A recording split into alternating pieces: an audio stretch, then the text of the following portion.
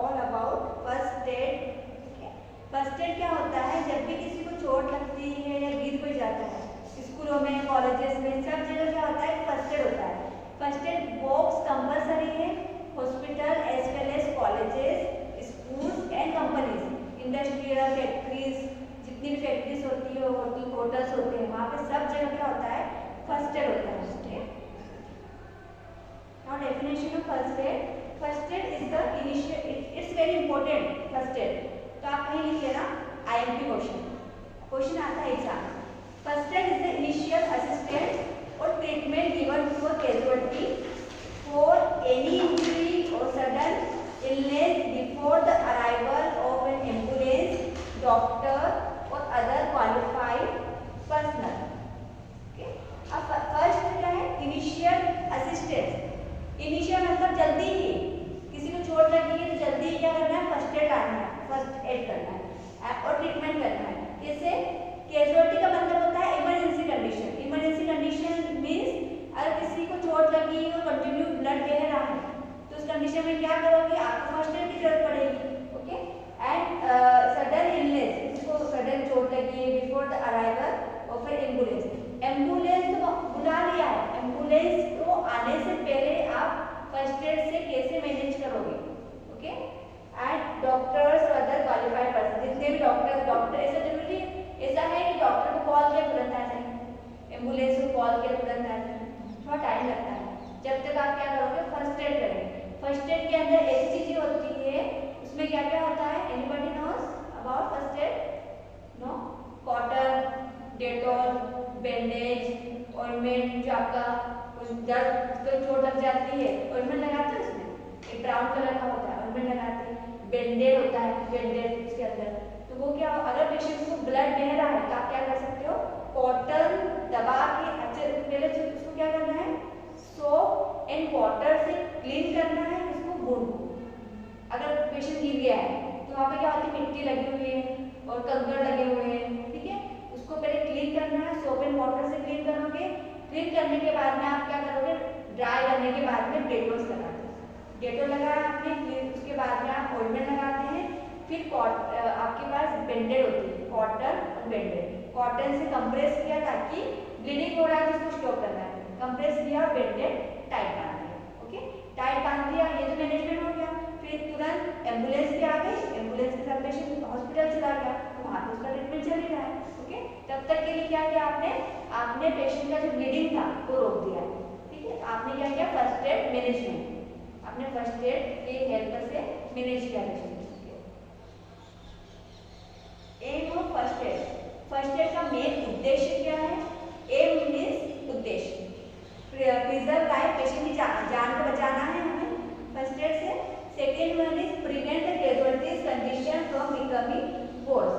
जो अगर कंडीशन अगर कम है, अभी पेशेंट ठीक है, थोड़ा सा ब्लड बह रहा है, स्टेबल है, पर अगर ज्यादा ब्लीडिंग हुआ तो पेशेंट क्या कोमा में जा सकता है या पेशेंट की डेथ भी हो सकती है या फिर सीवियर कंडीशन भी हो सकती है। तो आपने क्या किया? पेशेंट की जो सीवियर कंडीशन होना था उसको क्या किया? कम कर दिया, प्रिवेंट कम कर दिया। ताकि कैसे कम किया? आपने फर्स्ट एड बॉक्स ला के उसे ड्रेसिंग किया, उसके ब्लड जो बह रहा था उसको क्या किया? रोक दिया। Promote recovery, recovery means patient को ठीक करना है। तो हमारा मेन उद्देश्य क्या था? हमने फर्स्ट एड मैनेजमेंट इसलिए किया क्योंकि पेशेंट को क्या करना है? रिकवर भी करना है, ठीक करना है। And responsibilities as a first aid, assess the situation quickly. पहले तो आपको असेस करना है कि पेशेंट की सिचुएशन क्या है, पेशेंट को चोट लगी है तो सिचुएशन क्या है पेशेंट की। And safety and common appropriate help, तुरंत आपको हेल्प करना है। सेफ वाले एरिया में ले जाना है। अगर पेशेंट गिरा गया तो सेफ वाले एरिया में आप देखो कि आसपास कोई क्राउडेड एरिया तो नहीं है। Protect casualties and other at a scene from possible dangers, कि आप क्या होता है? आपको देखना है जैसे किसी की हड्डी टूटी है, बोन फ्रैक्चर हुआ है, तो आप उसको क्या करोगे? आप उसका मूवमेंट नहीं करोगे, बोन फ्रैक्चर का। उसका फर्स्ट एड मैनेजमेंट अलग है। कैसे अलग है? अगर पेशेंट का बोन फ्रैक्चर हुआ है तो एक ही पोजीशन में अपने पास स्प्लिंट भी होना चाहिए। स्प्लिंट का मतलब होता है एक पुष्टा रहता है, वो क्या कड़क होता है, उसको आप एक ही अलाइनमेंट में रखो, हाथ एक ही अलाइनमेंट में रहेगा। यहाँ पे फ्रैक्चर है तो ये क्या? एक ही अलाइनमेंट में हाथ रहेगा, यहाँ पे रखा, उसको बैंडेज से बांध दिया।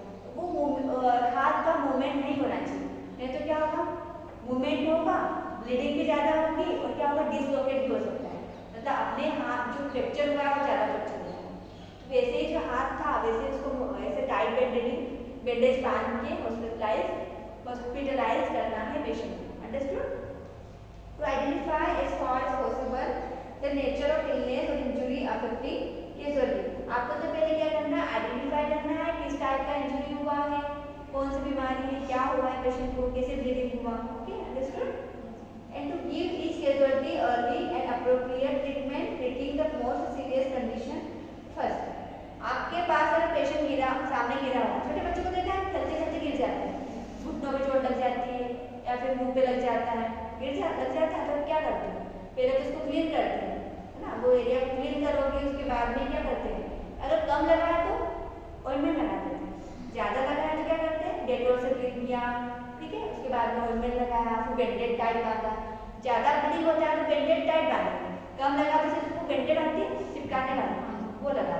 तो आप क्या करोगे, assess the condition of the patient. Patient को पहले क्या करना है, असेस करना है, आइडेंटिफाई करना है किस टाइप का पेशेंट है, कि कौन से एरिया में पेशेंट है, होश में है कि नहीं। ठीक है, अब बीच रोड में गिर गया पेशेंट, वो चोट लगी, वो चिल्ला रहा है, तो आप क्या हेल्प करने नहीं जाओगे, जाएंगे तो क्या करोगे, आपके पास तो फर्स्ट एड भी नहीं है, क्या करोगे, रोड पे गिरा है तो कुछ कपड़ा वगैरह देता है, हैंकी वगैरह, अगर जहाँ से ब्लीडिंग हो रहा है कपड़ा भी लेता है तो आप क्या करो, उस एरिया को टाइटली बांध दो। ठीक है, अगर फिर कुछ अपने पास कुछ ऐसे भी सामान होता है, दुपट्टा है या फिर उनका हैंकी है या कोई सामान है, तो वो भी यूज कर सकते हो।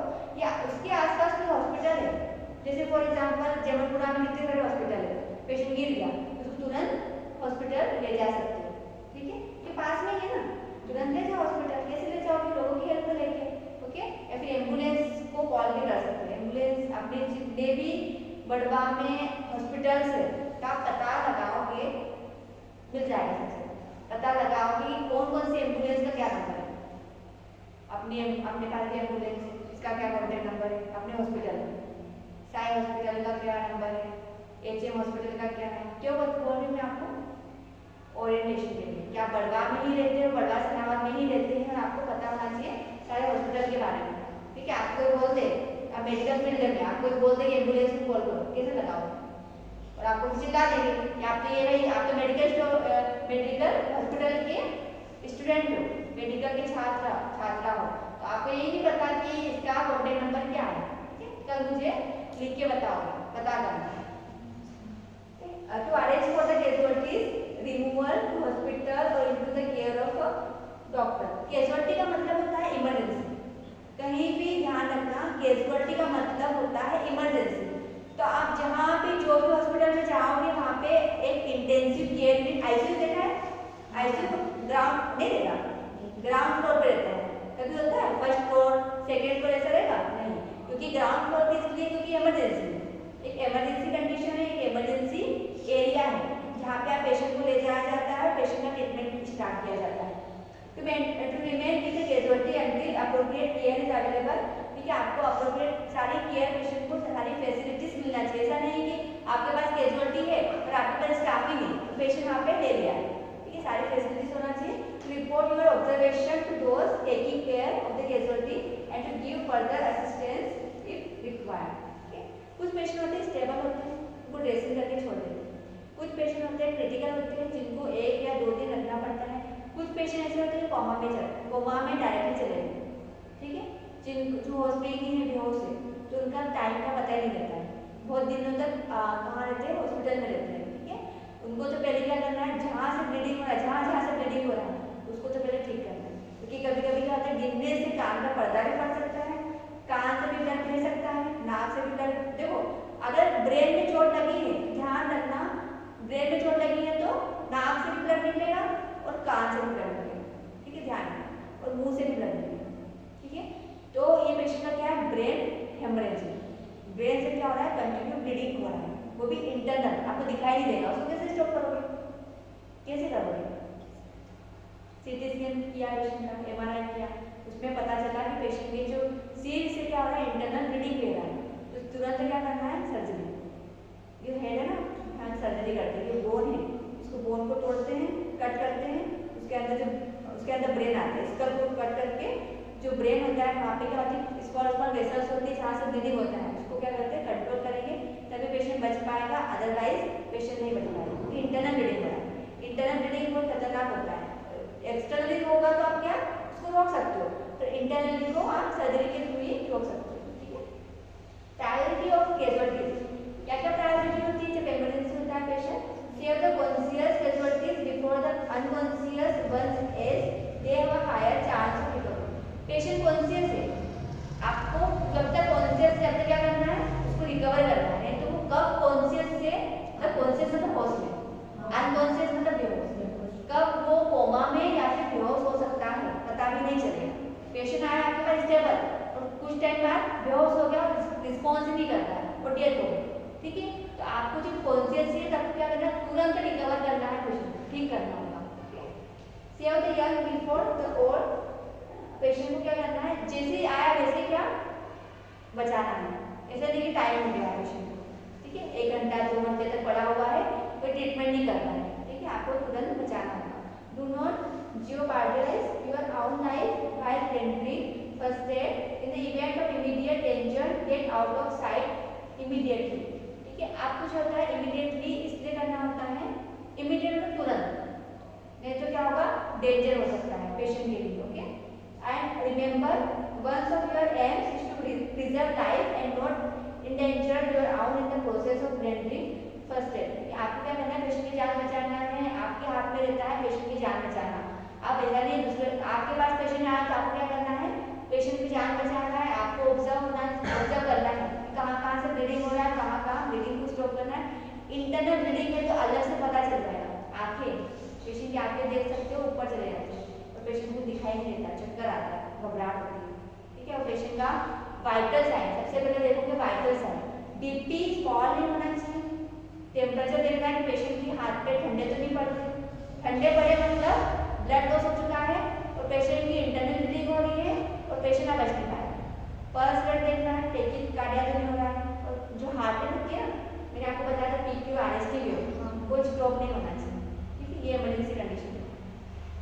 Casualties should always be treated in the order of priority usually given by the 3Bs। 3Bs याद रखना है, पहले तो देखना है ब्रीथिंग, पेशेंट का सांस चल रही है कि नहीं। ठीक है, आपके पास पेशेंट है, ब्लीडिंग तो नहीं हो रहा है, ब्लड तो नहीं बह रहा है कहीं और से, ये देखना है। बोन्स का एक फ्रैक्चर तो नहीं हुए, स्कल फ्रैक्चर हो जाता है। ठीक है, हाथ फ्रैक्चर है, पैर फ्रैक्चर है। अब एक न्यूज़ पढ़ा था, एक लड़का बाइक से जा रहा था, सिस्टर भी थी और वो बाइक से गिर गया तो उसका जो फीमर है, पैर की हड्डी वो निकल के बाहर आ गई और पूरा निकल के बाहर आ गया, पूरी बोन टूट गई, बीच में से टूट गई है और बाहर निकल गई, कपड़ों के बाहर से निकल गई और उतना ब्लीडिंग हुआ, बहुत ब्लीडिंग हुआ उसमें।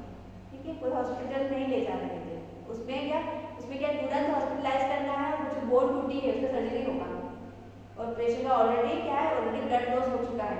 तो इन पेशेंट का क्या करते हैं, ब्लड अरेंज करना जरूरी होता है, ब्लड ट्रांसफ्यूजन बोलते हैं, ब्लड अरेंज, क्योंकि ऑलरेडी क्या है, ब्लड दे चुका है, उसको क्या करना है, रिकवर कैसे करोगे, ब्लड दे के। और फ्लूइड की कमी है तो आपको फ्लूइड क्या करना है, फ्लूइड एंड इलेक्ट्रोलाइट बैलेंस करना है। बॉडी में फ्लूइड की कमी हो चुकी है तो उसको क्या करना है, बैलेंस करना है, ब्लड को भी बैलेंस करना है। ठीक है, देखिए पेशेंट आप लोग कैसे गिर जाते हैं, चोट लगती है, एक्सीडेंट देखे होंगे, देखे नहीं क्या तुमने, देखे हैं ना, तो क्या करते हैं, पड़े रहते हैं पेशेंट रोड पे, कोई हेल्प करता है, नहीं करता, कोई करता है, कोई पाते हैं नहीं। ऐसे रहता है कि जो जिसकी डेथ हो जाती है, जो लोग की डेथ हो जाती है उनको हाथ नहीं लगाते क्योंकि वो पुलिस केस बन जाता है, ऐसा बोलते हैं। और जो जिंदा है होश में है तो वो तो उसकी हेल्प करना ही जरूरी है, करते हैं हेल्प। पर ये है कि ज़्यादा ब्लड लॉस हो चुका है तो आप स्टाफ नर्स हो, ठीक है, ज़्यादा ब्लड लॉस हो चुका है तो आपको क्या करना है, उसको आगे कोमा में ना जाए उससे पहले क्या करना है, तुरंत ब्लड अरेंज करवाना है। कैसे अरेंज करेंगे, आपके जो फैमिली मेम्बर्स होते हैं वो जाते हैं, कहाँ ब्लड अरेंज कहाँ होता है, ब्लड बैंक कहाँ पे आता है, सनातन नहीं पता, लिख लो कहीं पे दिमाग में, दादा दरबार हॉस्पिटल है, वहाँ पे क्या है, ब्लड बैंक है, जितने भी ब्लड अरेंज करना है आपको पेशेंट के लिए तो वहाँ पे कॉल किया जाता है, वहाँ पे ब्लड अवेलेबल है कि नहीं पूछना होता है, अगर अवेलेबल है तो पेशेंट के अटेंडर को वहाँ भेजना होता है ब्लड के लिए। ओके, और फिर वो ब्लड वहाँ से आता है, पेशेंट को आप ट्रांसफ्यूज किया जाता है। ओके, एक बार ले जाएंगे विजिटिंग, अभी गए थे बीच में, इनको को ले गए जाके सीनियर्स को, आप ही आए तक, तो अभी बीच में आपको ले जाएंगे वहाँ पे, ठीक है। वहाँ पे बहुत अच्छी फैसिलिटीज है, बहुत बड़ी बड़ी मशीन है, यहाँ पे ब्लड को प्रिजर्व करके रखा जाता है। Recovery position for people who are unconscious, semi conscious but are still breathing. दो टाइप के पेशेंट, तीन टाइप के, कॉन्शियस मतलब होश में है, अनकॉन्शियस पूरी तरीके से बेहोश है, सेमी कॉन्शियस मतलब आधा कॉन्शियस है, हाफ कॉन्शियस है ना। आप बेहोश होते हो तो कैसे होते हो, आधे कॉन्शियस में होते हो, आधे तो पता ही नहीं चलता कि कहाँ पे हो, ओके, ऐसा होता है, तो उसको बोलते हैं सेमी कॉन्शियस। पर इसमें क्या है, अनकॉन्शियस पेशेंट बेहोश हो चुका है पूरा, पर सांसें चल रही है, ब्रीथिंग पैटर्न नॉर्मल है, और सेमी कॉन्शियस में तो ब्रीथिंग पैटर्न नॉर्मल है, ओके, दोनों में। तो इफ देयर आर स्पाइनल और नेक इंजुरीज, तो रिकवरी आपको करना है ना, ब्रीथिंग पैटर्न है, सांसें चल रही है, पेशेंट सांस ले रहा है, तो उसको क्या करना है, आपको जिंदा रखने के लिए फ्लूइड देना है, ठीक है। आप वेंटिलेटर पे रखना है, वेंटिलेटर सुना है, वेंटिलेटर कोविड में वेंटी पे रखते थे पेशेंट को कि मुंह में ट्यूब डाल के देखना है, वेंटिलेटर पे रखते हैं, और पेशेंट को ब्लड अरेंज करके देते हैं, ब्लड ट्रांसफ्यूज करते हैं, सारी चीजें, इसलिए recovery. If there are spinal neck injuries, do not attempt to place the casualty in the recovery position. देखो कभी बोन फ्रैक्चर हुआ है, नेक फ्रैक्चर हुआ, तो आपको एक ही पोजीशन में रखना होता है, स्टेबलाइज बोलते हैं, उसका मूवमेंट नहीं करना है रिकवरी।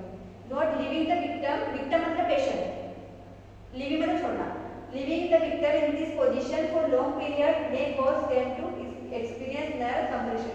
ज्यादा समय तक आपने एक ही पोजीशन दिया पेशेंट को, ठीक है, और छोड़ के चले गए, तो क्या होगा, अपनी जो नर्व होती है वो कंप्रेस हो जाती है। आप एक ही पोजीशन में लेटे रहोगे, क्या होता है, दर्द होता है। अब मोबाइल चलाते हो, करते हैं मोबाइल, कौन चल जाता है, 6-7 घंटे हो गए, 8 घंटे, 4 घंटे, 5 घंटे, 3 घंटे हो गए, अब तो भाई गर्दन दूर, यहाँ पे पर पेन हो रहा है, कहाँ पे, सर्वाइकल में, यहाँ पे पेन हो रहा है, नर्व कंप्रेस हो रही है, ठीक है, आप सोते रहते हो, लेटे रहते हो, तो क्या होता है, एक ही पोजीशन में लेटे हो, तो आपने जो नर्व होती है पूरी बॉडी की, तो क्या हो जाती है, कंप्रेस हो जाती है, तो दर्द होने लगती है। तो वैसे पेशेंट का बार बार पोजीशन देना होता है। बाकी जो फ्रैक्चर है वो एरिया को क्या करना है, एक ही जगह पे रहेगा, आपने स्प्लिन बांध दिया, और बाकी जो एरिया है वो आपको क्या करना है, पोजीशन देके कन्वर्ट देना है। देखो फर्स्टली क्या करना है आपको, मैं थोड़ा सा ले लूं क्लास, एक्सटेंड कर लूं। फर्स्टली जैसे पेशेंट आपको मिला, कहाँ पे एक्सीडेंट हो गया, गिर गया है, ठीक, चोट लगी है, पहले क्या करना, नी नेक्स्ट टू द पर्सन, आपको घुटने के बल नीचे, आप सीपीआर देते हैं, ऐसी पोजीशन देना है आपको। Place the arm close to your straight out from the body. Position the forearm with the back of the hand against the rear cheek. देखो ये पेशेंट लेटा हुआ सीधा, ठीक है, आप पेशेंट का जो हाथ है उसको इस तरीके से करना है, पैर देखो फोल्ड हो रहा है, देखो ये अपोजिट साइड, ये वाला हाथ ऐसा किया और ये वाला पैर क्या किया, मोड़ दिया, ठीक है, और पेशेंट को थोड़ा सा करवट दिलाया। करवट दिलाने से क्या होगा, आप पेशेंट का जो ब्रीथिंग पैटर्न है, देखो लेटरल पोजीशन में सुकाइन में क्या होगा, घबराहट होगी, और आप लेटरल पोजीशन लोगे मतलब करवट लोगे तो क्या होगा, सांस लेने लगेगा, पेशेंट का ब्रीथिंग पैटर्न नॉर्मल होगा, okay. Next is grab and bend the person for नी, मतलब फोल्ड करके मोड़ना और करवट दिलाना।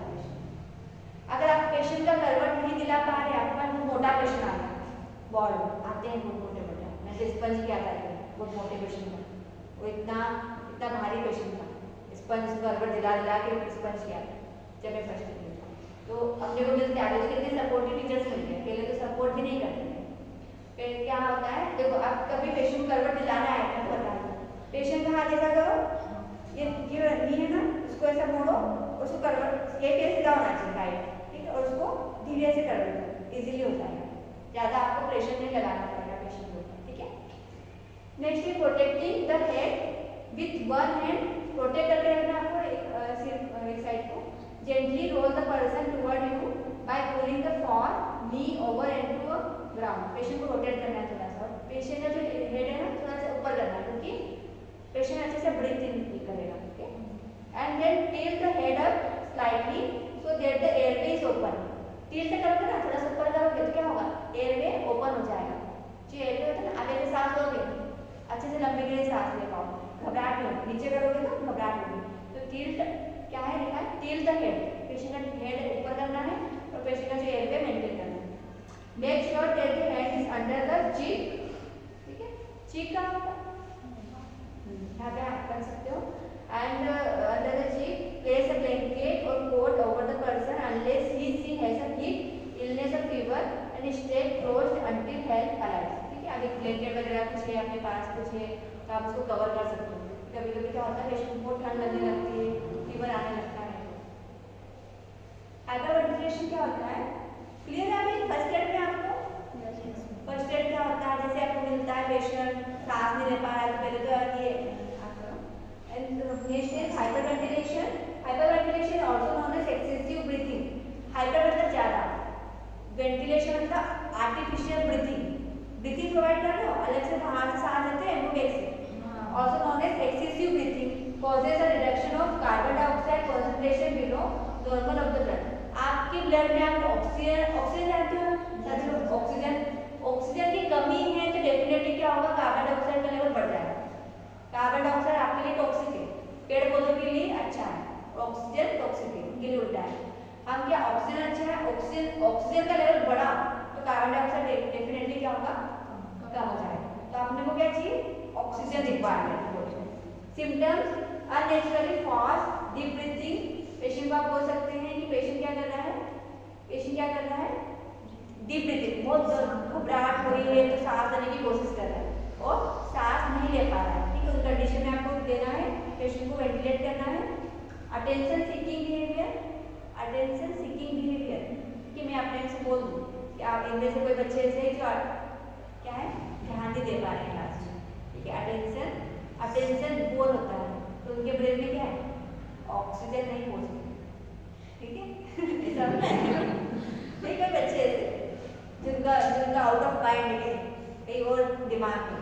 ठीक है, ऐसे बच्चे भी होते हैं जो क्लास में तो देख रहे हैं मुझे पर आंखें खुली है पर सो भी रहे हैं या फिर ऐसे होते हैं जिनके दिमाग में कुछ घुस नहीं रहा है। ठीक है, उनके दिमाग में क्या है, ऑक्सीजन है ना। कोई बच्चे क्या ब्लड तो चल रहा है पर ब्लड के साथ ऑक्सीजन नहीं। ठीक है, तो क्या है उनको उनकी बॉडी में क्या हो रहा है, कार्बन डाइऑक्साइड का लेवल बढ़ रहा है, ऑक्सीजन का लेवल कम हो रहा है।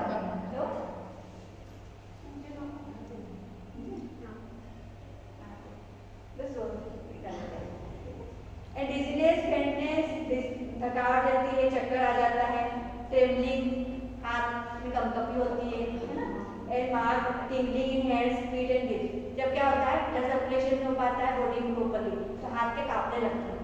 कभी होता है डर जाते हैं एकदम से तो आपके हाथ नहीं चलते, हाथ पे ठंडे पड़ जाते हैं, हाथ कांपने लगते हैं।